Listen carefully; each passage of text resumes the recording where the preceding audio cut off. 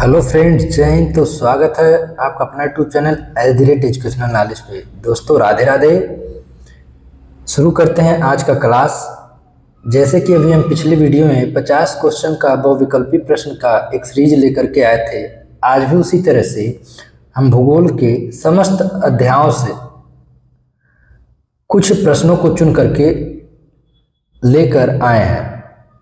तो देखिए दोस्तों, हम आप लोग के लिए इतना ज़्यादा मेहनत इसलिए कर रहे हैं ताकि आप लोग का बोर्ड परीक्षा में कहीं से किसी भी प्रकार से आपका 1 नंबर या आधा नंबर चूकने ना पाए। देखिए आज का ये जो प्रश्न है बहुत ही बेहतर और बहुत ही चुनिंदा प्रश्न है। आप लोग क्लास में जब भी शुरू करते हैं वीडियो देखना या प्रश्न देखना तो उसे अंत तक जरूर देखिए, और क्लास में जब भी बैठते हैं तो बड़े ध्यान से बैठिए और बहुत ही अच्छे तरह से क्लास को पूरा कंप्लीटली खत्म करिए। चलिए तो शुरू करते हैं आज का क्लास। बहुविकल्पी प्रश्न ही है सारे। दिया है भारत में पवन ऊर्जा का विशाल फार्म कहाँ स्थित है? तमिलनाडु, उत्तराखंड, हिमाचल प्रदेश में, जम्मू और कश्मीर में। तो यह विकल्प नंबर ए तमिलनाडु में। उम्मीद करते हैं यह आज का क्लास बहुत ही बेहतर क्लास होगा। आप लोग क्लास को लाइक, शेयर और चैनल पर अगर नए हैं तो सब्सक्राइब जरूर करिए। अगला प्रश्न, टाटा लौह इस्पात को पानी किस नदी से मिलता है? स्वर्ण रेखा, खारकोई नदी, यमुना नदी, ए तथा बी दोनों। तो यह ऑप्शन नंबर डी, ए तथा बी दोनों, यानी जो टाटा लौह इस्पात संयंत्र है उसको पानी किस किस नदी से मिलता है? स्वर्ण रेखा नदी और खारकोई नदी, इन दोनों नदियों से वहाँ पानी मिलता है। कठोर कोयले की उच्चतम गुणवत्ता है लिग्नाइट, बिटुमिनस, पीट, एंथ्रासाइट। तो इसका आंसर जो होगा option number D, anthracite. Steel authority of India की स्थापना कब हुई थी? 1971 में, 1972 में, 1975 में, 1973 में। तो 1973 में। बहुत ही अलग क्वेश्चंस को आज ढूंढ करके आप लोग के लिए लेकर के आए हैं। क्लास को पूरा 50 क्वेश्चन सब तक देखिए, आपको खुद समझ में आ जाएगा कि ये क्वेश्चंस किस लेवल के हैं। भारत में कुल विश्व के कितने प्रतिशत चीनी का उत्पादन होता है? 5%, 3%, 8%, 6%। तो विश्व में जितना चीनी उत्पादन का कार्य होता है उसमें से 8% कहाँ होता है? भारत में। विकल्प नंबर सी। 1854 में पहली बार सूती मिल की स्थापना कहाँ की गई थी? गोवा, कोलकाता, मुंबई, चेन्नई। तो ऑप्शन नंबर सी, मुंबई में की गई थी।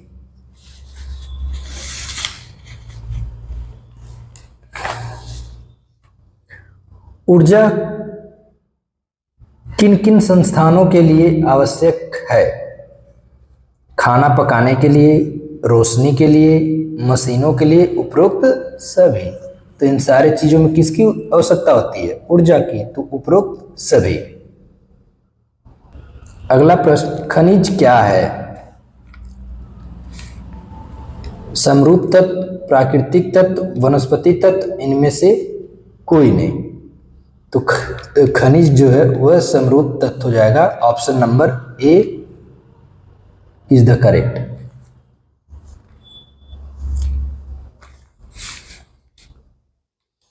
सबसे नर्म खनिज कौन सा है? चूना, सीमेंट, पत्थर, लोहा। तो ऑप्शन नंबर ए, चूना सबसे मुलायम या नर्म खनिज है। निम्नलिखित में से लौह अयस्क की सर्वोत्तम किस्म कौन सी है? Hematite, limonite, magnetite, siderite. तो यहाँ हेमेटाइट ऑप्शन नंबर ए सही है।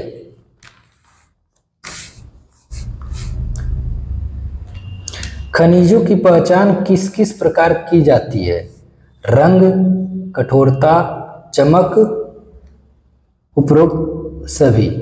तो यहाँ डी ऑप्शन सही है, उपरोक्त सभी। खनिज का पहचान हम इन्हीं आधार पर करते हैं। देखिए क्या क्या होता है, रंग के आधार पर, कठोरता के आधार पर, चमक के आधार पर।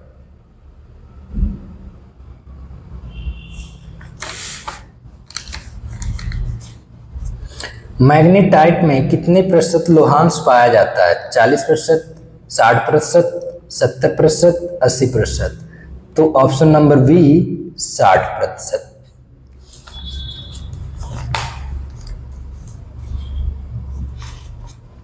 चूना पत्थर किस में पाया जाता है? कैल्शियम कार्बोनेट में, मैग्नीशियम कार्बोनेट में, कोयले में, ए और बी दोनों में। तो डी ए और बी दोनों में। चूना पत्थर कैल्शियम कार्बोनेट में भी होता है, मैग्नीशियम कार्बोनेट में भी पाया जाता है।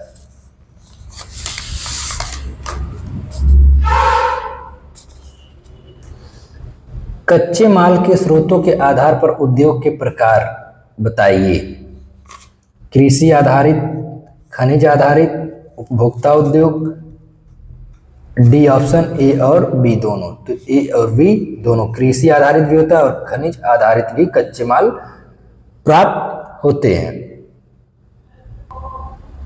निम्न में से कृषि आधारित उद्योग कौन कौन है? यानी कृषि से आधारित उद्योग क्या है? सूती उद्योग, पटसन उद्योग, रेशम उद्योग, उपरोक्त सभी।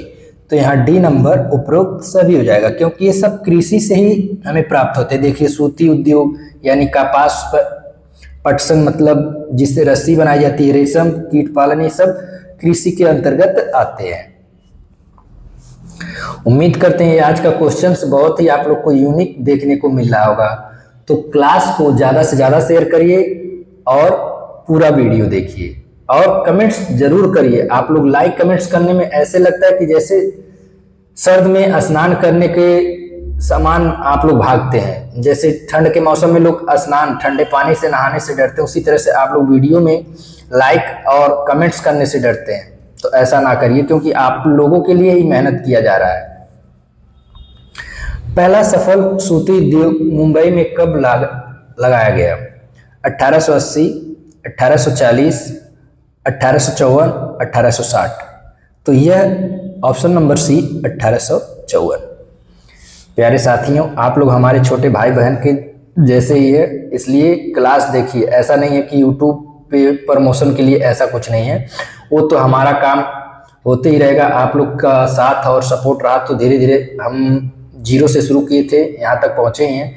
लेकिन यहाँ जो कंटेंट लाया जा रहा है वो कहीं ना कहीं बहुत मेहनत से लाया जा रहा है। इस चीज़ को आप लोग खुद रियलाइज कर सकते हैं। तो वीडियो देखिए, जो भी हो आप लोग पूरा देखिए और इसे निरंतर पढ़िए, क्योंकि एसएसटी का हम नहीं चाहते हैं दीर्घ उत्तरी को छोड़ करके कोई भी प्रश्न आप लोगों से मिस हो। व्यवसायों की कितनी श्रेणियों में वर्गीकृत किया गया है? ए 3 में, 5 में, 4 में और 2 में। तो ये 3 में, प्राथमिक क्षेत्रक, द्वितीयक क्षेत्रक और तृतीयक क्षेत्रक। आप लोग को बहुत अच्छे से पता होगा।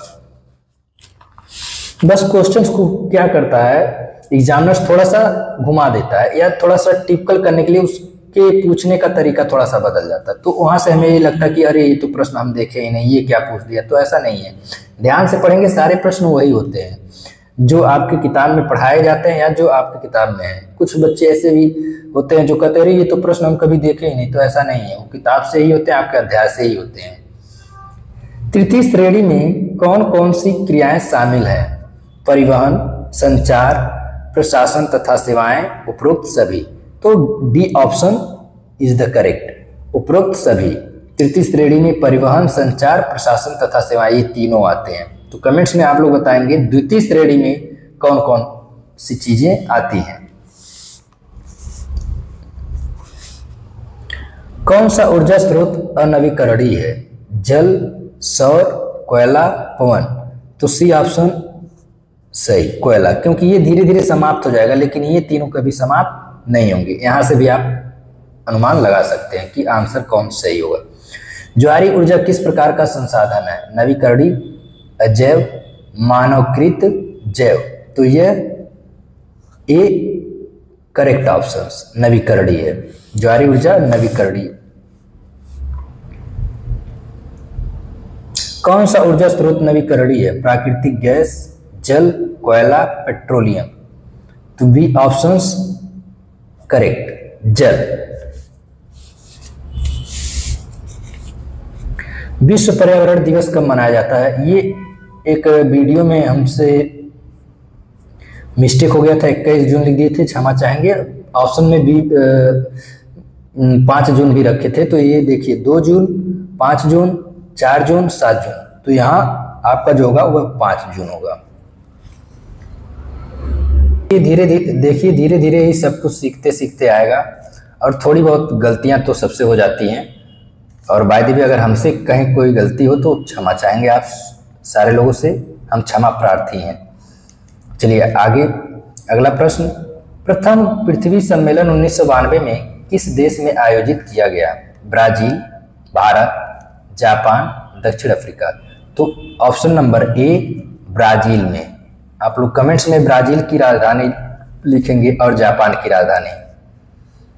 और अगर थोड़ा सा और मेहनत करना चाहते हैं तो दक्षिण अफ्रीका की भी राजधानी। इन तीनों देशों की राजधानी हमारे कमेंट सेक्शन में जरूर लिख करके दें जवाब। द्वितीय पृथ्वी सम्मेलन कहाँ हुआ था? न्यूयॉर्क, पेरिस, मॉस्को, इनमें से कोई नहीं। तो ये द्वितीय पृथ्वी सम्मेलन न्यूयॉर्क में हुआ था।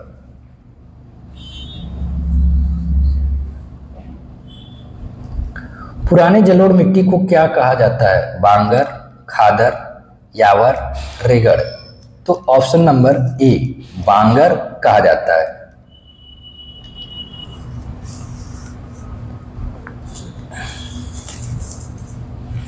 जलोढ़ मिट्टी में कौन सा तत्व प्रचुर मात्रा में पाया जाता है? पोटास, फास्फोरस, नाइट्रोजन, जीवाश्म। तो ऑप्शन नंबर ए पोटास।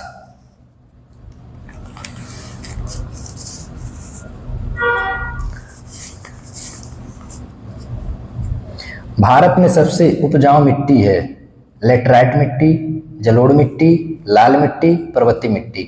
तो ऑप्शन नंबर बी जलोढ़ मिट्टी। देखिए दोस्तों, ये सारे प्रश्न इतनी बार हम रिपीट कर दे रहे हैं अपने वीडियो के माध्यम से, अपने प्रश्नों के माध्यम से, कि अगर आप लोग पूरा वीडियो देख लीजिए तो शायद अब नहीं भूलने चाहिए। अब आपको एकदम बहुत अच्छे से ये प्रश्न याद हो जाने चाहिए, क्योंकि कुछ भी प्रश्न ऐसे हैं जो रिपीट नहीं हो रहे हैं। हमेशा 1, 2, 3 ऐसे प्रश्न हर वीडियो मिल जाएंगे जो आपको बहुत ज़्यादा रिपीट किए होंगे। अब है हमारे पेपर में तो रिपीट करना पड़ रहा है, क्या किया जाए। मरुस्थलीय मृदा का विस्तार निम्न में से कहाँ है? उत्तर प्रदेश, राजस्थान, कर्नाटक, महाराष्ट्र। मरु मतलब क्या हो गया?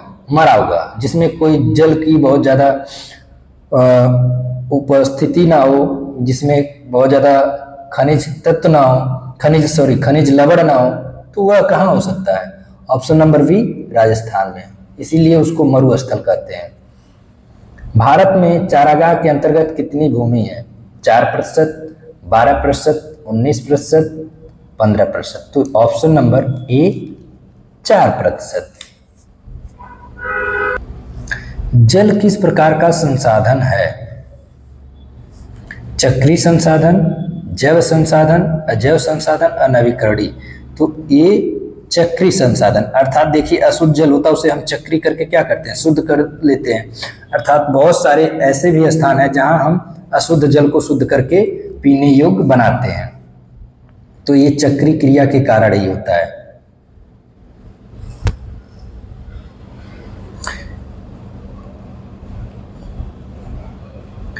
पृथ्वी के किस गोलार्ध को जल गोलार्ध कहा जाता है? उत्तरी गोलार्ध को, दक्षिणी गोलार्ध को, दोनों ही गोलार्धों को, इनमें से कोई नहीं। तो बी दक्षिणी गोलार्ध को। दक्षिणी गोलार्ध देखेंगे ज्यादातर किससे ढका हुआ है? जल से।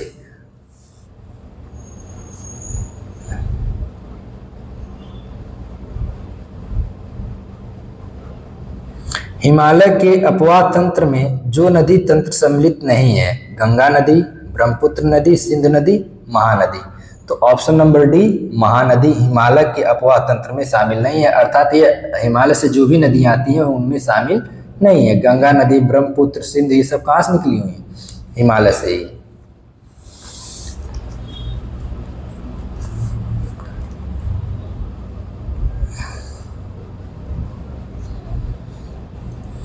भारत में जल का सबसे अधिक उपयोग किया जाता है सिंचाई में, उद्योग में, घरेलू उपयोग में, व्यापार में।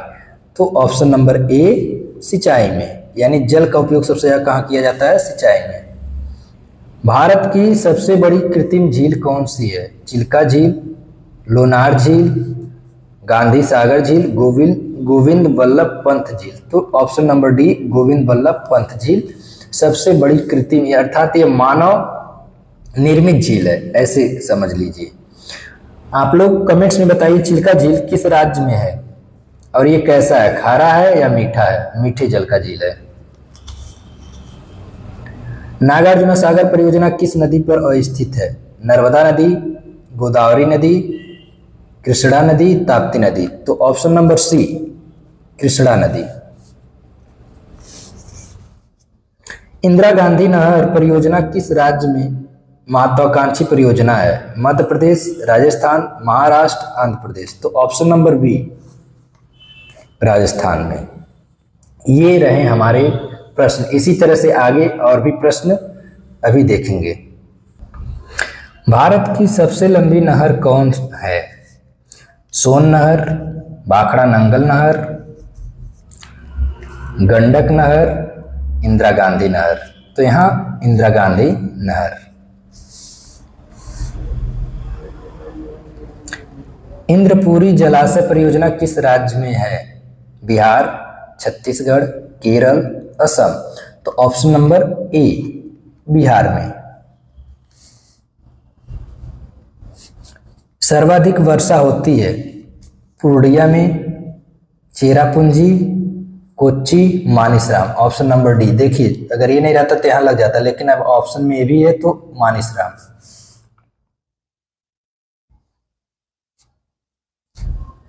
सुंदरवन है, सुंदरवन डेल्टा भी पूछा जाता है। सुंदरवन है कहाँ है? कर्नाटक में, पश्चिम बंगाल में, केरल में, महाराष्ट्र में। तो कहाँ है? पश्चिम बंगाल में। अब आप लोग को समझ में आ रहा होगा क्वेश्चंस कहाँ से कैसे बनाया गया है। अगला प्रश्न, चंदन किस प्रकार के वन में पाए जाते हैं? सदाबहार वन, शुष्क वन, पतझड़ वन, पर्वतीय वन। तो ये पतझड़ वन में पाए जाते हैं। ऑप्शन नंबर सी चंदन। इसमें भी सबसे जो कीमती चंदन होता है वह लाल चंदन होता है। देवदार किस प्रकार के वन वृक्ष हैं? पर्वतीय वन, सदाबहार वन, पतझड़ वन, शुष्क वन। तो ये पर्वतीय वन है।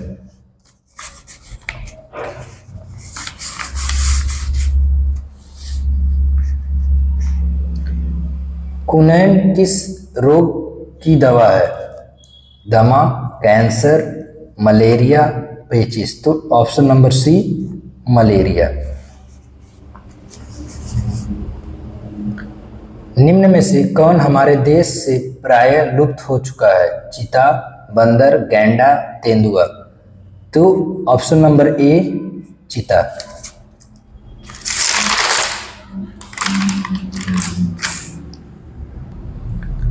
घाना पक्षी विहार किस राज्य में अवस्थित है? बिहार, झारखंड, गुजरात, राजस्थान। तो ऑप्शन नंबर डी राजस्थान में। कार्बेट राष्ट्रीय उद्यान भारत के किस राज्य में अवस्थित है? असम, उड़ीसा, उत्तर प्रदेश, उत्तराखंड। तो ऑप्शन नंबर डी उत्तराखंड में जिम कार्बेट या कार्बेट राष्ट्रीय उद्यान अवस्थित है। मानस तथा काजीरंगा अभ्यारण्य किस राज्य में अवस्थित है? असम, बिहार, उत्तराखंड, पश्चिम बंगाल। तो ऑप्शन नंबर ए असम में स्थित है। गिर राष्ट्रीय उद्यान किस राज्य में अवस्थित है? असम, उड़ीसा, गुजरात, राजस्थान। तो ऑप्शन नंबर सी गुजरात। और ये भारत का सबसे पुराना वन भी होता है, सॉरी वन भी कहा जाता है, गिरिवन। सुंदर टाइगर रिजर्व कहाँ स्थित है? पश्चिम बंगाल, उड़ीसा, उत्तराखंड,